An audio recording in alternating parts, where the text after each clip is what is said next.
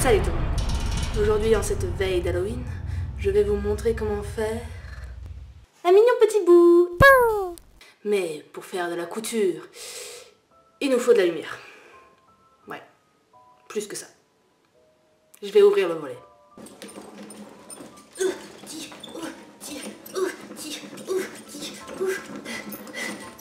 Donc voilà, salut tout le monde. Je voulais me faire une coupe style la poupée démoniaque. Ça fait pas très poupée démoniaque. Non, mais bon, c'est pas grave. Je suis kawaii.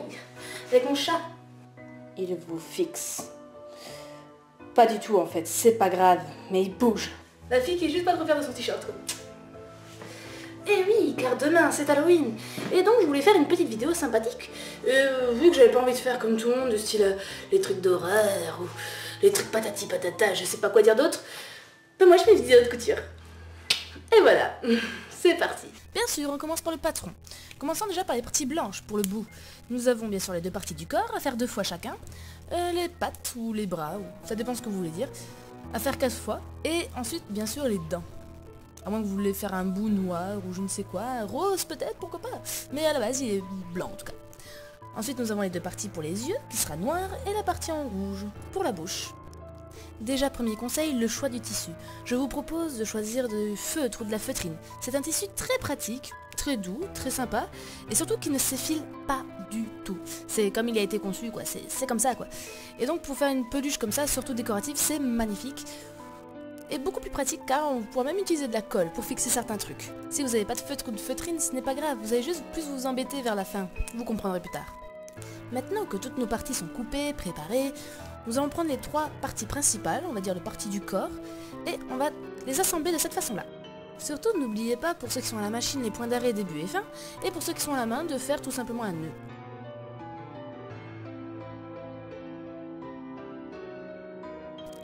Après avoir fini les 2 parties du corps et les 2 pattes, il va falloir faire des crans. Et oui, des crans, coupés dans le tissu, attention. Non, je plaisante. C'est comme vous vous rappelez peut-être pour l'étoile de Mario que j'avais fait. Il faut couper pour qu'il y ait plus d'aisance après quand ça sera retourné. Donc tout simplement, on coupe, surtout ne pas couper au niveau du fil, ça faut bien s'en douter. Et même carrément enlever un morceau de tissu à des endroits comme celui-là, là, pour la pointe, et d'autres pour vraiment avoir la meilleure aisance possible.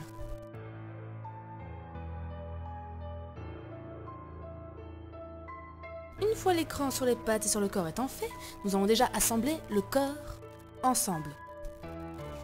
Sans oublier une ouverture sur le côté, comme vous voulez, le côté gauche ou le côté droit, pour pouvoir après retourner et enfin le remplir. Pour que ça fasse une belle boule.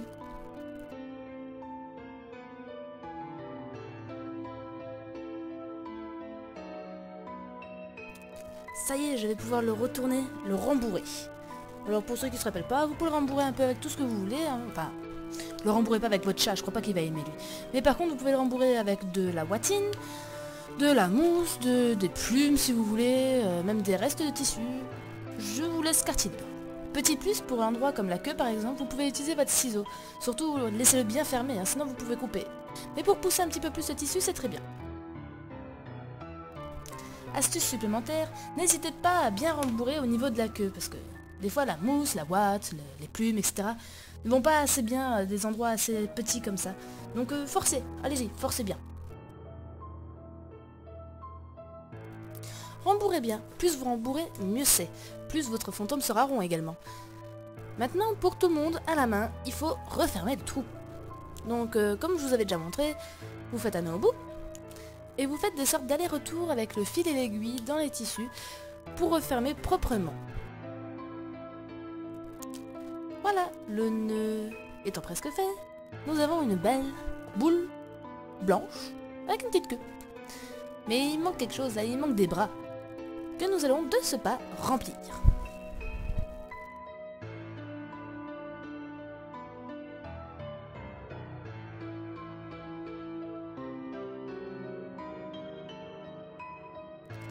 Maintenant une partie un petit peu plus compliquée, mais très peu, hein. C'est juste installer les bras sur le bout. Pour ce faire, il faut faire un nœud d'abord sur le bras. Il faut le mettre aussi à une certaine hauteur, je vous conseille à peu près 2,5 cm de la couture du milieu du bas. Et surtout, il faut une belle finition. C'est ça le plus important. Comme on avait fait pour le pied du champignon, si vous vous rappelez bien.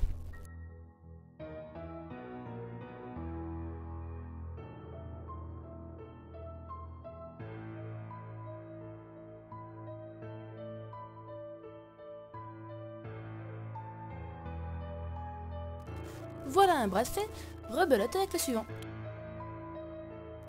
La forme du bout est enfin finie. Il ne reste plus qu'à faire le visage. Si vous avez utilisé du feutre ou de la feutrine, vous pouvez les coller, tout simplement. Ça marche très bien. Vous pouvez les coller avec une colle forte, oui, mais une colle. Si vous n'avez pas utilisé de feutrine et que vous avez un tissu qui s'effile quand même pas, vous pouvez le coller également, ça marchera aussi. Mais si s'effile, ben vous êtes obligé de faire un ourlet à chaque fois et de le coudre comme on a fait actuellement pour les pattes. Vous allez juste vous amuser un peu plus longtemps. Je colle la bouche qui est rouge, je colle les yeux noirs ronds. Il est presque mignon comme ça en fait notre bout, on dirait un BN. Je vais y rajouter les dents blanches pour un peu de férocité. Et excuse-moi Pac-Man. Voilà, je rajoute ça et c'est fini. Et voilà, tadam! Alors, vous en pensez quoi? Moi j'aime bien. Et un beau sourire. Cette vidéo étant finie, je vous souhaite une bonne soirée ou une bonne journée, tout dépend à quelle heure vous regardez. Un joyeux Halloween aussi. Et amusez-vous bien. Abonnez-vous à ma chaîne et à la prochaine. Bye bye. Bye. C'est dur à faire.